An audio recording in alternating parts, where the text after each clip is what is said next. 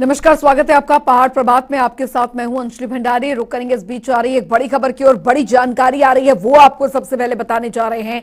तो बड़ी खबर, एमसीडी चुनाव के लिए बीजेपी का प्रचार तेज। जी हां, बीजेपी का प्रचार तेज हो गया। चुनाव प्रचार में उतरेंगे सीएम जयराम ठाकुर। शालीमार बाग में रोड शो करेंगे सीएम जयराम। तो बीजेपी प्रत्याशियों के समर्थन में प्रचार प्रसार अब तेज हो गया है। एमसीडी चुनाव के लिए बीजेपी का प्रचार तेज और स्टार प्रचारक जो है वो यहां पर चुनावी प्रचार करते नजर आएंगे। शालीमार बाग में आज रोड शो और हिमाचल प्रदेश के मुख्यमंत्री जयराम ठाकुर दिखेंगे यहां पर। तो एमसीडी चुनाव के लिए बीजेपी का प्रचार जो है वो तेज हो गया। इस वक्त की बड़ी खबर आपको बता रहे हैं, चुनाव प्रचार में उतरेंगे सीएम जयराम ठाकुर। बड़ी खबर दिल्ली से, शालीमार बाग में road show CM Jairam Thakur करेंगे। बीजेपी प्रत्याशियों के समर्थन में प्रचार प्रसार करेंगे। बड़ी खबर, बड़ी अपडेट, एमसीडी चुनाव के लिए बीजेपी का प्रचार जो है वो तेज हो गया है। बड़ी जानकारी, चुनाव प्रचार में उतरेंगे सीएम जयराम ठाकुर। तो बड़ी अपडेट आपको दे रहे हैं, शालीमार बाग में रोड शो करेंगे सीएम जयराम। तो बीजेपी प्रत्याशियों के समर्थन में प्रचार प्रसार जो है वो करेंगे हिमाचल प्रदेश के मुख्यमंत्री जयराम ठाकुर। ये बड़ी अपडेट आपको यहां पर दे रहे हैं। चुनाव प्रचार में उतरेंगे सीएम जयराम ठाकुर। शालीमार बाग में रोड शो का यह आयोजन जो है वो हो रहा है आज। और हिमाचल प्रदेश के मुख्यमंत्री जयराम ठाकुर आज बीजेपी प्रत्याशियों के पक्ष में चुनावी प्रचार करते नजर आएंगे। चुनाव प्रचार में उतरेंगे सीएम जयराम ठाकुर। तो बड़ी खबर आपको बता रहे हैं, हिमाचल प्रदेश के मुख्यमंत्री जयराम ठाकुर एमसीडी चुनावों को लेकर चुनावी प्रचार प्रसार यहां पर करते नजर आएंगे बीजेपी प्रत्याशियों के पक्ष में। खबरों में आगे बढ़ेंगे। हिमाचल में मतदान के बाद परिणाम के दिन जैसे जैसे पास आ रहे हैं, नेताओं के दिल की धड़कनें तेज होने लगी हैं। तभी तो आजकल दोनों ही दल के नेताओं ने शिमला का रुख करना शुरू कर दिया है।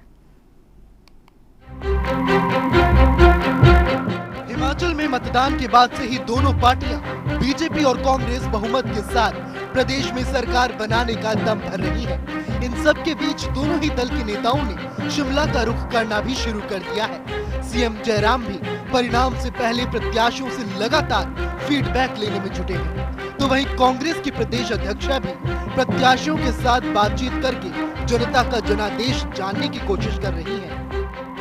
मुख्यमंत्री जयराम ठाकुर नेताओं से चुनाव का फीडबैक ले रहे हैं। इसी कड़ी में शहरी विकास मंत्री सुरेश भारद्वाज, ग्रामीण विकास एवं पंचायती राज मंत्री वीरेंद्र कंवर, शिक्षा मंत्री गोविंद ठाकुर, विधानसभा उपाध्यक्ष हंसराज समेत कई नेता मुख्यमंत्री से मिलने उनके आवास ओक ओवर पहुंचे। मुख्यमंत्री जयराम ठाकुर ने सभी से चुनाव को लेकर चर्चा की और फीडबैक भी लिया। इधर एक कांग्रेस में सत्ता का केंद्र कहे जाने वाले हॉली लॉज में अब नेताओं की हाजिरी लगना शुरू हो गई है। बीते दिन जहां कौल सिंह ठाकुर ने हॉली लॉज पहुंचकर कांग्रेस अध्यक्ष प्रतिभा सिंह से मुलाकात की थी, वहीं शुक्रवार को कांग्रेस के वरिष्ठ नेता और नैना देवी से कांग्रेस उम्मीदवार रामलाल ठाकुर भी हॉली लॉज पहुंचे और कांग्रेस अध्यक्ष प्रतिभा सिंह से मुलाकात की। बता दें कि हिमाचल विधानसभा चुनाव को लेकर 8 दिसंबर को परिणाम आने वाले हैं। वहीं उससे पहले बीजेपी और कांग्रेस के नेता अपनी अपनी रणनीति और स्थिति को लेकर मंथन कर रहे हैं। ब्यूरो रिपोर्ट, जनता टीवी।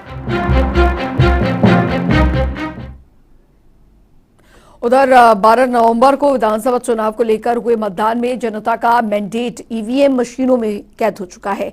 ईवीएम मशीनों को कड़ी सुरक्षा घेरे में रखा गया है। बावजूद इसके एक राजनीतिक दल स्ट्रांग रूम के बाहर 24 घंटे पहरा दे रहे हैं। जिला मुख्यालय नाहन स्थित doctor Awais Parmar PG college Nahan में स्ट्रांग रूम बनाया गया है, जहां पर मतदान की ईवीएम मशीन रखी गई है। यहाँ सुरक्षा के कड़े इंतजाम किए गए। बावजूद इसके पिछले 2 दिनों से एक राजनीतिक दल के कार्यकर्ता यहाँ टेंट में बैठकर ईवीएम मशीनों की सीसीटीवी के माध्यम से निगरानी कर रहे हैं। वहीं जिला चुनाव अधिकारी और डीसी सिरमौर राम कुमार गौतम ने बताया कि स्ट्रांग रूम की सुरक्षा के तहत पुख्ता इंतजाम किए गए हैं। ईवीएम मशीनों की सुरक्षा के लिए यहां पर 3 टायर सिक्योरिटी तैनात की गई है। जहां हमने ईवीएम पोल्ड ईवीएम जो रखी गई है उसके लिए जो स्ट्रांग रूम बनाए गए हैं उनकी व्यापक सिक्योरिटी का प्रबंध किया गया है। और प्रतिदिन जो है हमारे जो आरओज हैं वो सुबह शाम जाके उसको चेक करते हैं कि उसकी कोई किसी प्रकार से उसके ताले से या किसी से छेड़खानी तो नहीं की गई है।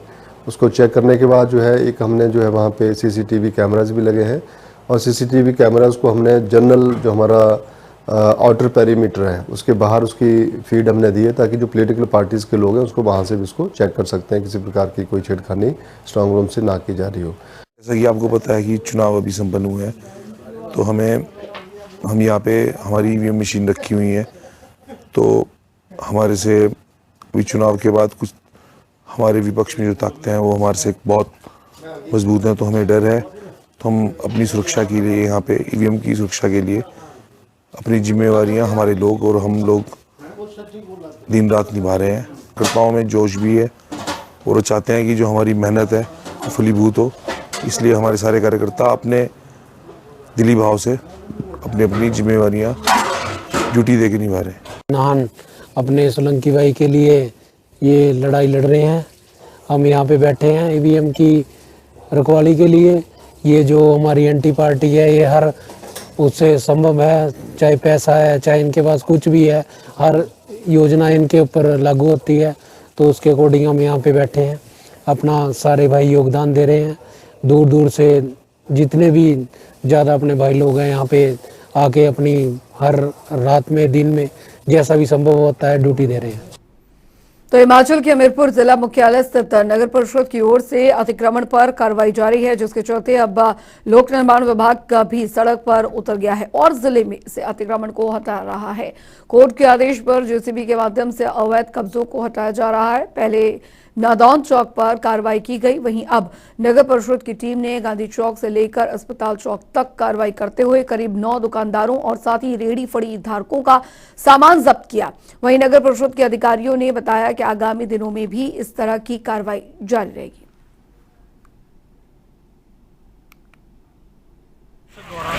इनको पहले सूचित किया गया है कि अपना सामान अपनी नाली के पीछे कर रहे हैं। उस जगह पर जो है जहाँ पर बिल्कुल ही तंग हैं, वहाँ नालियों को खाली कराने के लिए पहले कह दिया था। इसलिए मैं कल भी और आज भी लगातार बाज़ार में जा रहे हैं और टीका करवा रहे हैं। नीचे गांधी अपने मोटा चौक की तरफ में भी 3 बूटों की दुकानों से बूट उठवाए गए हैं और एक रेडीमेड की दुकान से उठाया गया है। और अपने गांधी चौक के ऊपर नादौन चौक के ऊपर 2 रेहड़ियाँ लगी हुई थी, वो अवैध लगी हुई थी, उनका भी आधा सामान उठा के और उनको बाहर जाने के लिए बोल दिया है।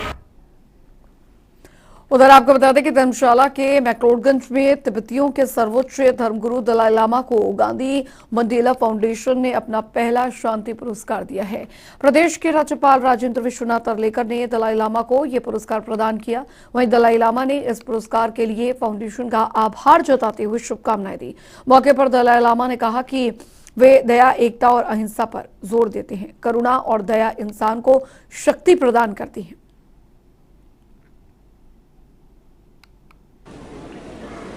परम श्रद्धेय दलाई लामा जी का सानिध्य इस कार्यक्रम में पाना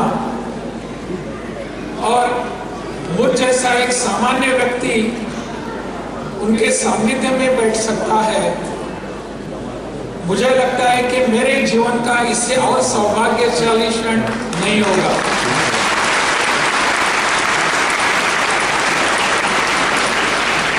परम श्रद्धेय लामा जी का जीवन चरित्र आपको बताने की आवश्यकता नहीं है। गांधी मंडेला फाउंडेशन जिस दिशा में काम कर रहा है, पूरे विश्व के लिए आज के दिनांक में शांति की आवश्यकता है। यह शांति पुरस्कार आज इस जमाने में पूरे विश्व में हम और किसी को दे नहीं सकेंगे। उधर हिमाचल प्रदेश और उत्तराखंड की सीमा पर पांवटा साहिब में स्थित आसन बैराज झील इन दिनों मेहमान पक्षियों की चहचहाहट से गुलजार दिख रही है। हजारों मील की दूरी तय कर आए 17 प्रजातियों के करीब 2400 विदेशी मेहमान परिंदों ने यहां दस्तक दे दी है। सर्दी का मौसम शुरू होते ही प्रवासी पक्षी यूरोप, मध्य एशिया और साइबेरिया से झील में पहुंच रहे हैं और अभी भी मेहमान पक्षियों का पहुंचना जारी है।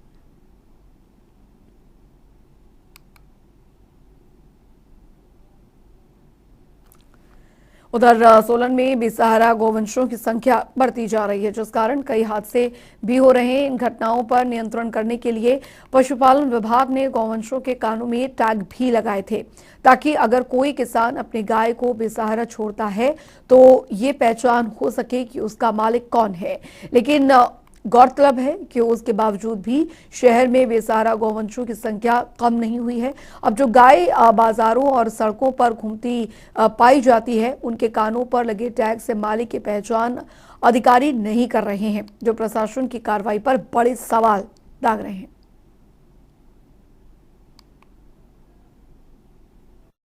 देखो, हमारा पशु जो है वो उसके लिए पहले भी विभाग करता रहा है, और अभी आपको मैं बताना चाहूँगा आपके माध्यम से कि कांगड़ा जिला में माननीय उच्च न्यायालय ने आदेश पारित किए हैं कि जो उन्होंने आदेश किए थे CLP नंबर 6631 में, ठीक है, जिसके मुताबिक उन्होंने कमेटियां बनाई थी, उन्होंने ये संज्ञान लिया है कि इसको अभी भी कांगड़ा का उन्होंने साइट करते हुए कहा कि अभी भी पशु जो है सड़कों पे हैं, और कई विभागों की जिम्मेवारियां दी गई थी इसमें, जिसमें पशुपालन विभाग का जो कार्य था वो सिर्फ उपचार करना था और एनिमल्स को पहुंचाना था, मतलब सिर्फ ट्रांसपोर्टेशन में हेल्प करनी थी। बाकी मेन ड्यूटी स्थानीय निकाय की थी, चाहे वो कमेटी है, पंचायत है, उनको पकड़ना और उनको ट्रांसपोर्ट करना ये उनकी जिम्मेवारी थी, जो कि अभी विभाग ही कर रहा था पिछले 1-2 सालों से। चलिए रुक करेंगे हिमाचल के अन्य खबरों की ओर फटाफट अंदाज में।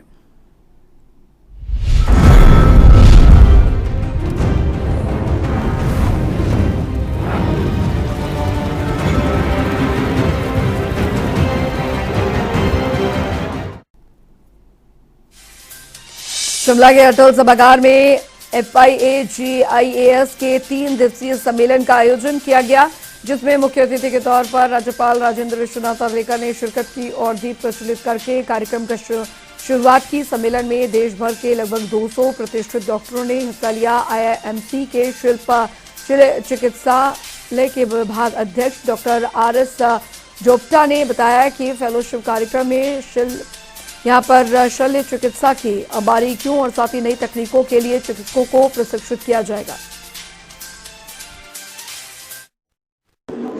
आज से 3 दिन के लिए यहाँ अपने देश के जाने माने डॉक्टर्स यहाँ इकट्ठे हुए हैं और लोगों को अच्छी ढंग से अच्छी चिकित्सा पद्धति कैसे प्रदान की जाए इस पर, और इसमें क्या इनोवेशंस किए जा सकते हैं इस पर वो डेलिब्रेशंस करने वाले हैं। वैसे वो सब जानते हैं क्या करना है सब लोगों के लिए। एक बहुत ही अच्छी बात यह है कि उन्होंने लोगों की सुविधा के लेकर इस डेलिब्रेशन को मध्य बिंदु बनाया है और लोगों को किस प्रकार की अच्छी सुविधा देने का, उस पर ये सभी देश के जाने माने लोग यहाँ आए हैं। मैं उनको बहुत बहुत बधाई देता हूँ। खास करके लेप्रोस्कोपिक और एंडोस्कोपी वगैरह इसको विषय को लेकर किस ढंग से किया जाता है, रोबोटिक्स का इसमें कैसे उपयोग किया जा सकता है, इस पर ये सब विचार विमर्श करने वाले हैं। उधर डलहौजी से कांग्रेस के वरिष्ठ नेत्री और प्रत्याशी आशा कुमारी ने जन द्विघाट में प्रेस वार्ता का आयोजन किया और बीजेपी पर जमकर निशाना साधा। आशा कुमारी ने कहा कि प्रदेश में 2/3 बहुमत से कांग्रेस की सरकार बनने वाली है। बीजेपी की जन विरोधी नीतियों को लेकर प्रदेश के लोगों ने अपना मत दिया है। कांग्रेस सरकार बनते ही प्रदेश में ओल्ड पेंशन स्कीम लागू होगी।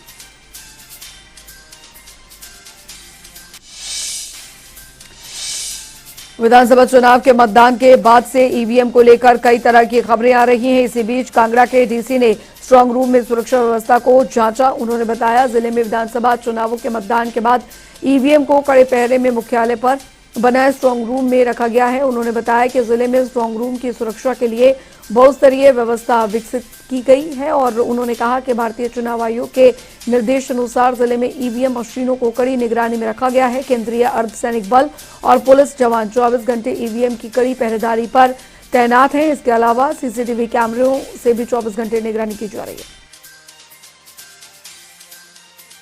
स्ट्रॉन्ग रूम्स, क्योंकि सभी को पता है कि अब सारे स्ट्रॉन्ग रूम्स सील्ड हैं, डबल लॉक सिस्टम्स वहाँ पे लगे हुए हैं, सीसीटीवी कैमरा है और वहाँ पे सिक्योरिटी अरेंजमेंट्स भी पूरे हैं। 2 लेवल पे 3 सर्कल्स हैं। फर्स्ट सर्कल पे पुलिस सेकंड सर्कल पे भी जिला पुलिस है और थर्ड सर्कल पे जो बाहर के सीआरपीएफ या बीएसएफ के जो आए हुए हैं जवान वो लगे हुए हैं। तो सुरक्षा अरेंजमेंट्स बहुत अच्छे से और पूरे किए हुए हैं।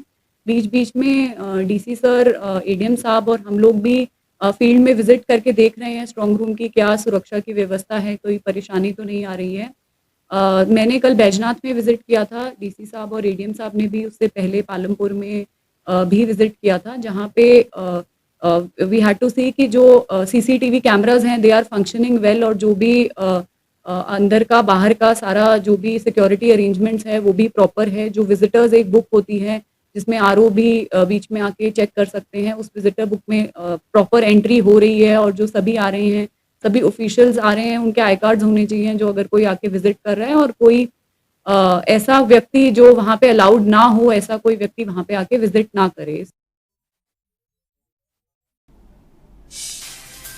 किन्नौर जिला अपने संस्कृति, खान पान और साथ ही पारंपरिक वेशभूषा के लिए पूरे विश्व भर में जाना जाता है। अब महिलाओं का पारंपरिक किन्नौरी नृत्य करने का वीडियो सोशल मीडिया पर तेजी से वायरल हो रहा है, जिसमें कि महिलाएं 25 किलो के वस्त्र और जेवर के साथ माइनस तापमान में डांस करती नजर आ रही हैं। वीडियो में आप देख सकते हैं महिलाएं और पुरुष सभी मिलकर किन्नौरी डांस कर रहे हैं और रोलर क्लिफ में दरअसल ये पहली बार है जब किन्नौर की महिलाओं ने एक साथ किन्नौर के पारंपरिक परिधान पहनकर नृत्य किया।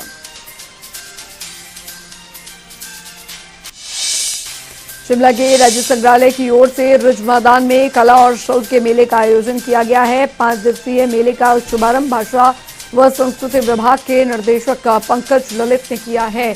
आपको बता दें कि मेले में प्रदेश के विभिन्न भागों से आए हस्तशिल्प कारीगर अपनी कला का प्रदर्शन कर रहे हैं और कारीगरों के लिए रोजगार के नए अवसर पैदा हो रहे हैं।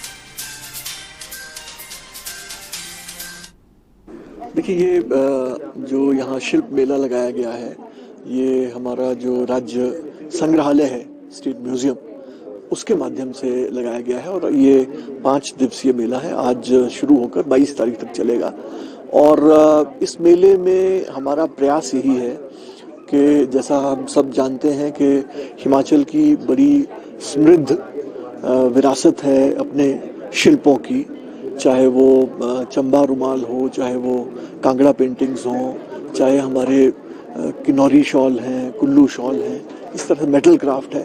बहुत विविधता है हमारे अपने क्राफ्ट्स में। तो इस प्रदर्शनी के माध्यम से हम इन क्राफ्ट्स को, लोगों को इनके बारे में जानकारी मिले, जागरूकता हो, एक प्रयास तो ये रहता है। पॉइंट साहिब की नगर निगम मैदान में फुटबॉल टूर्नामेंट का आयोजन किया गया, जिसमें कि विभिन्न राज्यों की 32 टीमों ने टूर्नामेंट में भाग लिया है। वहीं मुख्य अतिथि के तौर पर पौंटा के पूर्व विधायक कृष्णेश जंग ने शिरकत की और खिलाड़ियों ने फुल मालाओं से कृष्णेश जंग का स्वागत किया। साथ ही टूर्नामेंट में अध्यक्ष ने मीडिया से बातचीत के दौरान बताया कि टूर्नामेंट का आयोजन पिछले 5 वर्षों से किया जा रहा है। टूर्नामेंट का मकसद यही है युवाओं को नशे से दूर रखना। पीयूएफसी पिछले 5 साल से लगातार ये प्रतियोगिता यहाँ पर करवाती आ रही है, जिसमें इस बार बहुत अच्छे काम ये किया कि 51,000 रुपीज़ कैश प्राइज रखा है जीतने वाली टीम के लिए और 31,000 रखा है जी फाइनलिस्ट के लिए। और ये 17 नवंबर से 20 नवंबर तक ये टूर्नामेंट चलेगा। ये कल ही शुरू हुआ था और 20 नवंबर को यानी संडे को इसका समापन होगा। मैं कि श्री चौधरी सुखराम जी इसके समापन के लिए आएंगे। ये कि डिसिप्लिन को हम लोग मेन मानते हैं, रेफरी का डिसीजन आखिरी होगा। साथ ही हम ये कोशिश करते हैं जो युवा है, पौंटा का यूथ है, जो आगे बढ़ने के लिए बहुत ही इच्छुक है, उनको जो बाहर के टीम्स के लड़के खेलने के लिए आ रहे हैं, बहुत अच्छी जैसे आर्मी की टीम आई थी खेलने के लिए, तो बहुत कुछ सीखने को मिलेगा जो यहाँ की यूथ है कि स्पोर्ट्स चलता रहे, पौंटा में फुटबॉल जिंदा रहे। Doctor Anuj Sharma and team बहुत ही बधाई की पात्र है कि 5 साल से लगातार इस टूर्नामेंट यहाँ पे करवा रही हैं। लड़के नशे से दूर रहें, युवा यहाँ पे आए, ग्राउंड में आए, टच में रहे, शाम को डेली यहाँ पर खेलते हैं। सर यही उद्देश्य है। उधर जसूर में कांग्रेस प्रवक्ता सुदर्शन शर्मा ने प्रेस वार्ता करके बीजेपी पर निशाना साधा। सुदर्शन शर्मा ने कहा कि महंगाई, बेरोजगारी, भ्रष्टाचार से प्रदेश की जनता बहुत ज्यादा परेशान है। कहा कि 8 दिसंबर को प्रदेश में बीजेपी का सूपड़ा साफ हो जाएगा। सुदर्शन शर्मा ने बताया कि आम आदमी बीजेपी की जन विरोधी नीतियों से दुखी है, जिसका बदला प्रदेश के मतदाताओं ने बीजेपी सरकार के विरोध में मतदान करके प्रजातंत्र के पर्व की परंपरा को बखूबी निभाया। हिमाचल में विश्व हिंदू परिषद आगामी 15 दिनों में 1.5 लाख हिंदुओं को जोड़ने के लिए हित चिंतक अभियान चलाएगा। विश्व हिंदू परिषद के केंद्रीय मंत्री विजय शंकर तिवारी ने शिमला में आयोजित प्रेस वार्ता में ये जानकारी दी है। शंकर तिवारी ने बताया कि चिंतक अभियान के माध्यम से लोगों को जोड़ने का प्रयास किया जाएगा। इस देश व्यापी हित चिंतक अभियान को स्पर्शी बनाने के लिए प्रदेश के हर प्रांत में 20 नवंबर से 5 दिसंबर तक हिंदू समाज व राष्ट्रहित के कार्यों को जोड़ेंगे। प्रत्येक 3 वर्ष में विश्व हिंदू परिषद अपना हित चिंतक अभियान प्रारंभ करता है और वो 15-20 दिन का एक अभियान होता है और अधिक से अधिक लोगों को परिषद से जोड़ने का ये अभियान चलता है। 58 वर्ष पहले विश्व हिंदू परिषद की स्थापना हुई थी और तब से आज तक बड़े व्याप में विश्व हिंदू परिषद खड़ा हो गया है, क्योंकि उसके साथ समाज के लोग जुड़े हैं, बड़े बड़े अभियान लिए हैं और पूरे भी किए हैं। तो इस बार ये अभियान पूरे देश में 6 नवंबर से 20 नवंबर तक का है। कल उसका समारोह हो जाएगा, लेकिन चूंकि चुनाव थे हिमाचल में इसलिए टाला गया और वो कल यानी 20 तारीख से 6 दिसंबर तक ये अभियान रहेगा। पूरे देश में तो हमने एक टारगेट रखा है कि 1.5 लाख गांव में से 1 करोड़ लोगों को हम हित चिंतक बनाएंगे। हिमाचल में ये इन्होंने जो तय किया है, अपनी टीम ने यहाँ के हिमाचल प्रदेश की, उन्होंने तय किया 3600 ग्राम पंचायतें हिमाचल प्रदेश में हैं। सभी ग्राम पंचायतों में से 1 लाख हित चिंतक 1.5 लाख हित चिंतक ये यहाँ पर बनाएंगे।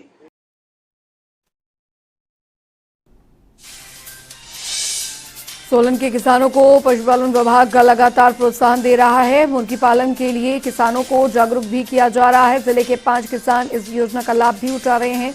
पशुपालन विभाग के उप निदेशक डॉक्टर भारत भूषण गुप्ता ने बताया कि कुक्कुट पालन योजना के तहत 3000 चूजे भी दिए जा रहे हैं, जिसमें 60% अनुदान दिया जाता है। शेड बनाने के लिए भी किसानों को अनुदान दिया जा रहा है। अब इस आयोजन के सभी खिलाड़ियों में से 16 खिलाड़ियों का चयन किया जाएगा। कुक्कुट पालन में, पोल्ट्री में हमने एक स्कीम चल रही है जो हिमाचल सरकार की स्कीम है। इसमें 3000 चिक स्कीम कहते हैं इसको, या हिमकुपी के नाम से। इसमें फार्मर को जो है वो 1000 चूजे 3 बारी, तो 3000 चूजे उसको और फीड और शेड पे जो है वो सब्सिडी दी जाती है। इन तीनों कंपोनेंट्स में 60% अनुदान दिया जाता है। मतलब 40% जो है किसान का शेयर होगा और 60% जो है वो सरकार उठाती है। 3 बार उसको पोल्ट्री बर्ड्स दिए जाते हैं, जिसको कि वो 2 महीने के पालने के बाद उसको बेच देता है और उससे अपनी आय कमाता है। और अगर उसके पास शेड नहीं है तो शेड बनाने के लिए भी 60% जो है वो अनुदान दिया जाता है, जो खर्चा आता है शेड बनाने में।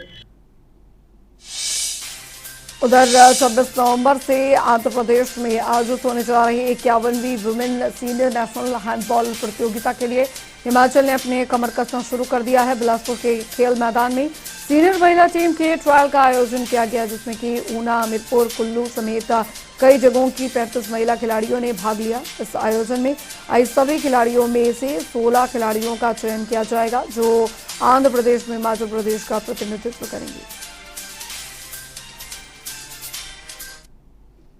की सीनियर विमेन हैंडबॉल टीम की सिलेक्शन के लिए हो रहे हैं और इसमें से जो बच्चे सेलेक्ट होंगे वो जाएंगे आंध्र प्रदेश में। वहाँ पे नांदयाल डिस्ट्रिक्ट में 51st senior national women handball championship है, जो हैंडबॉल फेडरेशन ऑफ इंडिया के तत्वावधान में आयोजित होने जा रही है 26 से 30 नवंबर को। तो उसके लिए आज ये ट्रायल हैं और इसमें हमारे 8 जिलों के जो हैं खिलाड़ी वो इसमें भाग ले रहे हैं। लगभग 35 जो खिलाड़ी हैं, महिला खिलाड़ी हैं, वो इसमें भाग लेने के लिए आए हैं। इनमें से कई खिलाड़ी पहले भी राष्ट्रीय स्तर पर हिमाचल की तरफ से खेल चुके हैं और इनकी चयन प्रक्रिया को जो है उसमें चयन समिति में जो हैं हमारे 3 नेशनल लेवल के हमारे क्वालिफाइड रेफरी और NIS कोच हैं।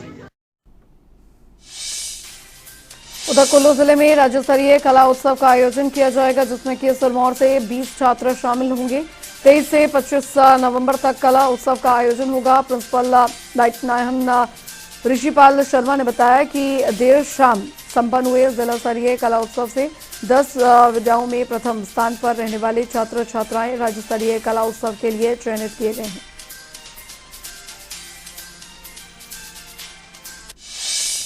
स्वारघाट के नेशनल हाईवे पर उतराई के समय के एक्सकवेटर मशीन को लेकर जा रही ट्रॉली के ब्रेक फेल हो गए और ट्रॉली अनियंत्रित होकर पास के शिव मंदिर के साथ लगती पहाड़ी से टकराकर रुक गया। गनीमत ये रही कि कोई बड़ा हादसा नहीं हुआ। हादसा ड्राइवर को चोटें जो हैं वो आई हैं। वहीं सूचना मिलने पर पुलिस पहुंची और आगामी कार्रवाई शुरू कर दी गई।